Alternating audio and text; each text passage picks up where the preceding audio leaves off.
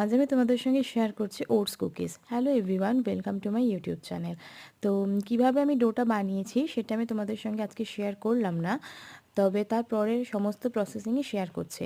তো এই কুকিজের ডোটা বানানোর জন্য সমস্ত হেলদি উপকরণই আমি ইউজ করেছি। একটু বলি, কিছু মানে গোটা ওটস এবং তার সঙ্গে পাউডার করা ওটস, এবং এটাকে যাতে ডোটা আর কি আমরা আঠালো করতে পারি তার জন্য হানি ছিল, এবং ওপর থেকে ড্রাই ফ্রুটস ছিল, আরও অনেক কিছু ছিল। তোমরা যদি আমাকে বলো রেসিপি দেওয়ার কথা, অবশ্যই আমাকে কমেন্ট করে জানিও, আমি তোমাদের সঙ্গে নেক্সট কোনো ভিডিওতে রেসিপি শেয়ার করে দেবো।